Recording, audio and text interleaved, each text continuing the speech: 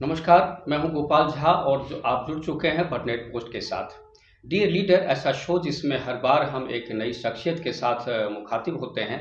आज हमारे साथ मेहमान हैं श्री गंगानगर लोकसभा संसदीय क्षेत्र से युवा कह सकता हूं कि युवा और ऊर्जावान नेता हैं, सांसद हैं हमारे कुलदीप इंदौरा।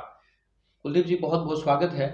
धन्यवाद साहब। पहले तो आपको बटनेर पोस्ट की कल 17 तारीख को स्थापना दिवस है, उसकी बहुत बहुत शुभकामनाएं, बधाई। शुक्रिया। और आपने आज मुझे यहाँ अवसर दिया अपनी बात रखने का, उसके लिए भी आपका धन्यवाद। बहुत बहुत धन्यवाद आपका। और कुछ बातें हम करना चाहेंगे क्योंकि हमारे जो दर्शक हैं वो बहुत कुछ आपके बारे में जानना चाहते हैं, बात सुनना चाहते हैं। आमतौर पर कहा जाता है जब कुलदीप इंदौरा की बात आती है तो कहते हैं कुलदीप जी को राजनीति में लकी मैन कहा जाता है कि छोटी उम्र में बहुत सारी जिम्मेदारियां मिली और आपने उसका निर्वहन भी किया और अब आप सांसद बन गए हैं, कांग्रेस के राष्ट्रीय सचिव भी, तो कई तरह जिला प्रमुख रहे, तो खूब सारी जिम्मेदारियां मिली आपको। तो जब लोग ये कहते हैं कि छोटी उम्र में बहुत ज़्यादा कामयाबी मिली है कुलदीप इंदौरा को, तो आप क्या कहते हैं? देखिए, एक लंबा संघर्ष है। हम्म, निश्चित तौर पे मुझे कामयाबी मिली और मेरे फादर से भी मुझे प्रेरणा और मार्गदर्शन मिला, जिसके कारण मैं आज यहाँ पहुँचा हूँ। और मैंने हमेशा अपने जीवन में संघर्ष किया, मेहनत की, चाहे पार्टी हो, चाहे ज़मीनी स्तर पे किसानों की समस्या हो, चाहे आम आदमी मजदूर की, गरीब की समस्या, उन तमाम विषयों को लेके मैं हमेशा संघर्ष करता रहा। और मैं 95 में पंचायत समिति का सदस्य इसीलिए चुनाव लड़ा कि मैं एक ज़मीनी स्तर पे छोटा चुनाव लड़के लोगों से एक जुड़ाव रख के आगे बढ़ूँ। 95 में और 2000 में 2 बार मुझे पंचायत समिति सदस्य बनने का अवसर भी मिला, जिसके कारण मुझे पंचायत स्तर पर गांव में जो लोगों की समस्या हैं उनके बारे में जानकारी मिली, लोगों से एक जुड़ाव हुआ और लोगों के बीच में मुझे एक संघर्ष भी करना पड़ा। आपको ध्यान होगा कि मैं अनूपगढ़ परिसीमन के बाद केसी सिंहपुर, जहाँ मेरे फादर एक लंबे समय विधायक रहे, और उसके बाद अनूपगढ़ में जाके मुझे चुनाव लड़ना पड़ा, जहाँ 2004 में किसान आंदोलन हुआ। उस आंदोलन में हालांकि मेरे फादर और हम जुड़े हुए रहे, उस आंदोलन में शामिल भी हुए। और उसके बाद 2008 में परिसीमन में सीट आरक्षित हुई अनूपगढ़, वहाँ जाकर मैं चुनाव लड़ा, लेकिन वहाँ चुनाव नहीं जीता। लेकिन मुझे इस बात की जानकारी थी कि मैं चुनाव नहीं जीतूंगा 2008 में, और मैंने ये तय किया क्योंकि हमारे जो राष्ट्रीय नेता हमारे इंचार्ज थे, मुकुल वासनिक जी, PCC president CP Joshi ji, Gehlot ji, तमाम लोगों ने कहा कि ये सीट जीतेगी नहीं और आप यूथ कांग्रेस के अध्यक्ष रहे हो, युवा लीडर हो, हम आगे बढ़ाना चाहते हैं, पार्लियामेंट में चुनाव लड़ाने की हमारी मंशा है। लेकिन मैंने कहा मुझे संघर्ष करना, मुझे पता है चुनाव हारूंगा, ठीक है, लेकिन मैं काम करूंगा। मैंने वहाँ लगातार वहाँ जो मूलभूत समस्या, क्योंकि अनूपगढ़ गढ़साड़ा एक बड़ा पिछड़ा हुआ क्षेत्र है, जहाँ जैसलमेर बाड़मेर की बात करें उससे भी बुरे हालात थे। आज भी वहाँ कर्मचारी अधिकारी वहाँ जाकर खुश नहीं है, आज भी वहाँ डॉक्टरों का अभाव है। वहाँ पंचायत समिति, तहसीलें, जिला हॉस्पिटल, सरकारी कॉलेज, तमाम ये जो सरकार से मैंने वहाँ स्वीकृत कराया ताकि लोगों को फायदा हो। तो ये संघर्ष रहा मेरा, किसान आंदोलन से जुड़ा रहा। 15-15 दिन, दिसंबर का जो महीना हो, वहाँ एसडीएम कार्यालय के सामने मैं लगातार सोया। मई जून का महीना हो, उसमें भी सिंचाई पानी को लेकर वहाँ मैं सड़कों पर सोया। तो मैंने कभी इस बात को नहीं सोचा कि मैं एक विधायक मंत्री का बेटा हूँ। मैं हमेशा एक कार्यकर्ता, एक किसान के रूप में एक संघर्ष हमेशा मैं करता रहा। जैसा आपने कहा कि भी आप बिल्कुल संघर्ष के बूते ही आप यहाँ तक पहुँचे हैं, और ये भी जो श्री गंगानगर और हनुमानगढ़ 2 जिला आता है संसदीय क्षेत्र में, और आपका जो कार्यकाल है वो वहाँ है जब आप विपक्ष में हैं, सत्ता में बीजेपी है और विपक्षी भूमिका आप निभा रहे हैं लोकसभा में।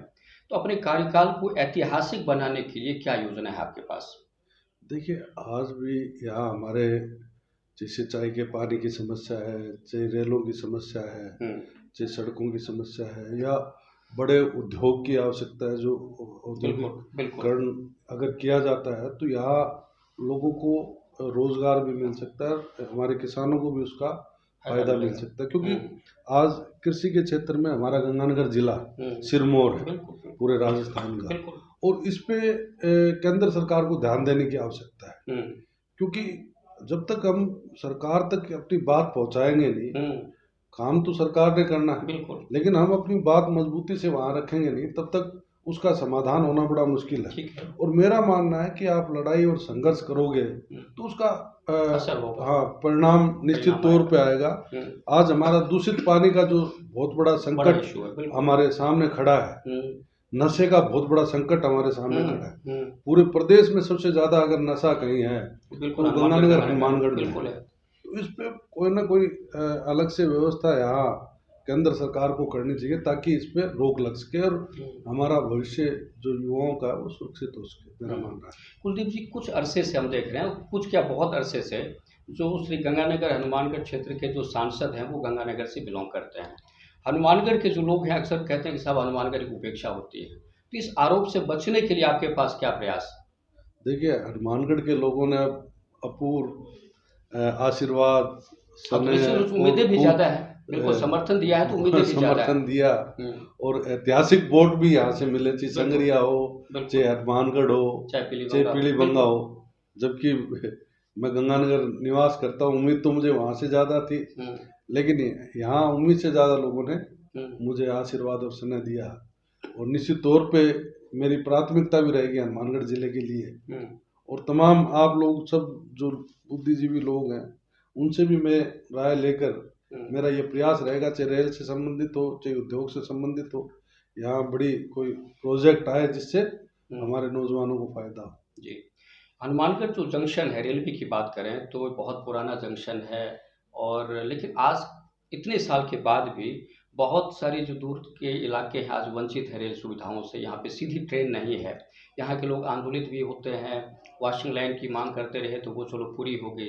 तो अब नई ट्रेन चलाने के लिए क्या कुछ आपने कोई सुझाव दिया है सरकार को? बिल्कुल, ये अभी भी पहले भी दिए हैं, अभी भी देते रहे। बस जो वंदे भारत है वो ट्रेन हमारे हनुमानगढ़, गंगानगर, दिल्ली के लिए ट्रेनें चलनी चाहिए, जिससे यहाँ उसका फायदा, क्योंकि आवश्यकता भी है, क्योंकि सुपरफास्ट ट्रेनें आज भी हमारे पास नहीं है। आज भी जयपुर से जो ट्रेन चल रही है उसमें लोगों को बड़ी समस्या का सामना करना पड़ता है। तो लंबे समय से ये जो कम समय की ट्रेन है वो नहीं चल पा रही, तो इसके लिए भी प्रयास है।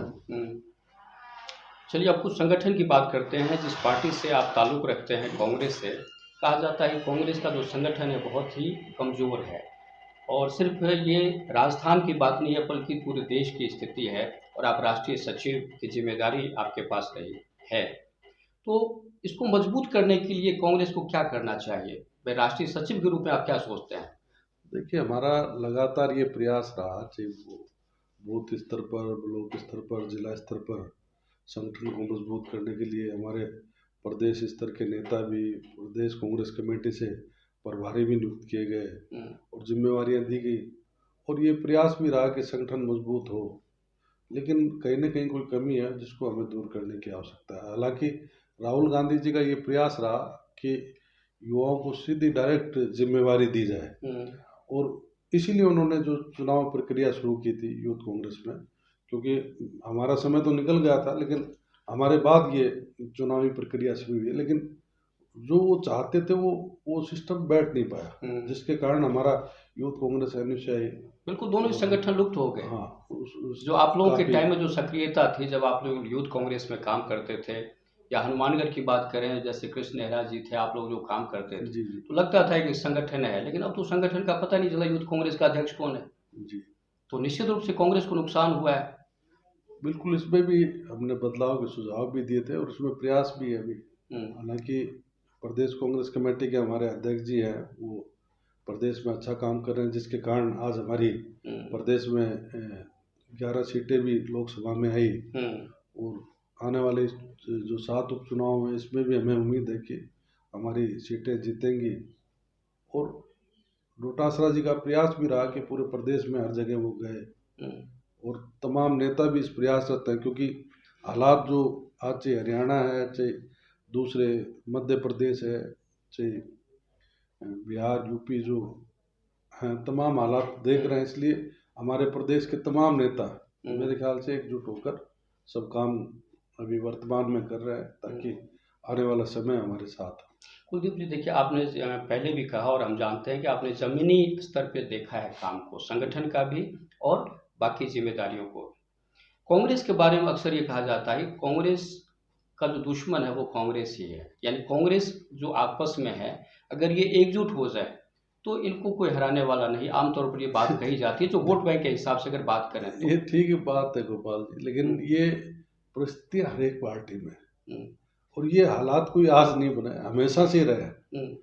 हर दावेदार, हर उम्मीदवार ये प्रयास करता है कि उसे टिकट मिले। टिकट एक व्यक्ति को मिलती है तो दूसरा व्यक्ति नाराज या वो किसी न किसी कारण से अलग हो जाता है, जिसके प्रयास करता है। तो चुनाव तो जो लड़ता है उस व्यक्ति को अपने दम पे लड़ना पड़ता है और अपने टीम के साथ लड़ना पड़ता है। पार्टी का एक राष्ट्रीय पार्टी कांग्रेस पार्टी, इसका एक बहुत बड़ा संगठन भी है, वजूद भी है, और आज एक बड़ा विपक्ष भी है। और बीजेपी भी ये मानती है कि हमारा अगर कोई मुकाबला, हमारा कोई विरोध या हमारे सामने कोई पार्टी खड़ी है तो वो कांग्रेस पार्टी।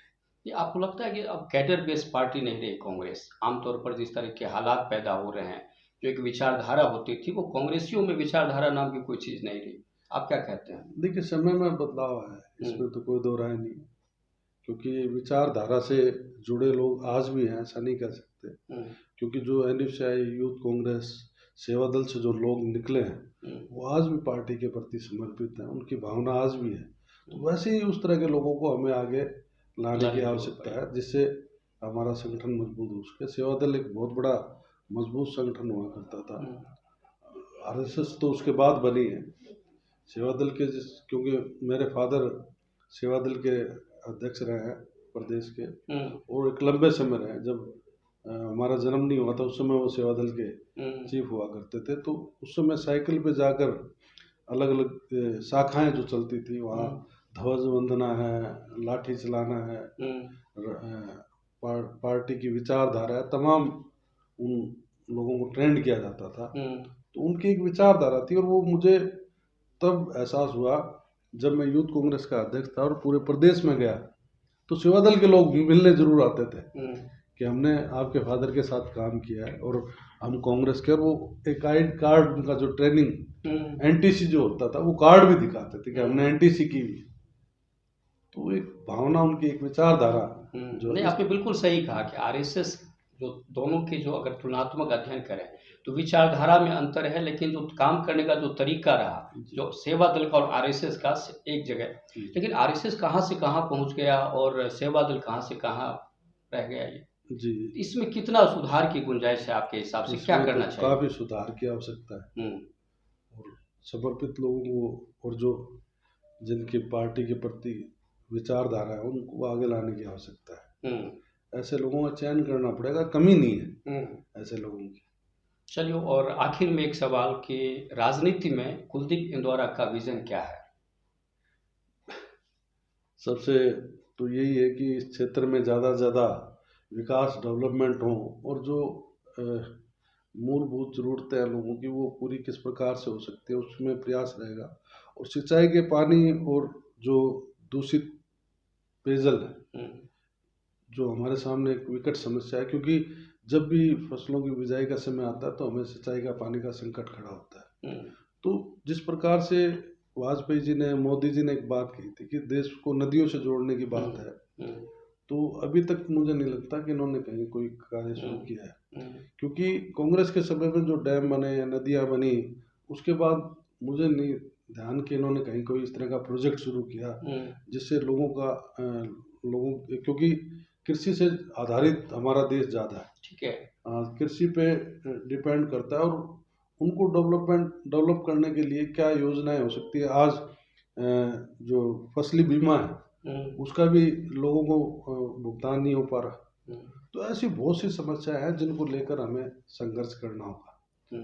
चाहे आज हमारे MSP की बात है, आज धान की खरीद की बात है, पंजाब और हरियाणा में शुरू हो जाती है और राजस्थान में नहीं होती। तो ये जब केंद्र सरकार के अधीन है तो अलग अलग क्राइटेरिया क्यों तय कर रखा है। खाद की DAP की जरूरत है, DAP नहीं मिल पाती। तो ये तमाम जो है, जो समस्याएं हैं, इनको लेके हमें पार्लियामेंट में भी संघर्ष करना पड़ेगा और मेरा प्रयास भी रहेगा कि तमाम जो हमारे केंद्र के मंत्री हैं उनसे मुलाकात करके इन समस्याओं से अवगत कराऊं। और मेरा प्रयास भी रहता है कि अभी जब पिछले दिनों पार्लियामेंट चली तो उसमें भी मैं लगातार पाटिल साहब से, हाँ, उन लोगों से मैं मिलता रहा हूँ। और अभी भी मेरा प्रयास है कि, क्योंकि फर्स्ट टाइम था, इस बार मैंने काफ़ी नशे से संबंधित हो, चाहे वो मनरेगा से संबंधित हो, चाहे हमारे बीएडीपी का जो पैसा आता था जो बंद कर दिया उसकी बात हो, ये तमाम जो समस्याएं हैं इनको मैंने अभी वहाँ क्वेश्चन लगाए हैं। उनको अगर अवसर मिला तो मैं वहाँ रखूँगा भी, ठीक है, लेकिन वहाँ लगाएं तो उसका जवाब तो निश्चित तौर पे हमें वो देंगे। तो ये तमाम जो हैं इन सब मुद्दों को लेकर मेरा पूरा प्रयास रहेगा। और बाकी आप लोगों का सजेशन, मार्गदर्शन की भी आवश्यकता रहेगी, जिससे यहाँ की समस्याओं को हम प्राथमिकता से, क्योंकि ये एक व्यक्ति का काम नहीं, ठीक है, आज नशा मुक्त करना ये किसी एक, क्योंकि ये तो सामूहिक प्रयास करना पड़ेगा। तमाम जो संगठन है, तमाम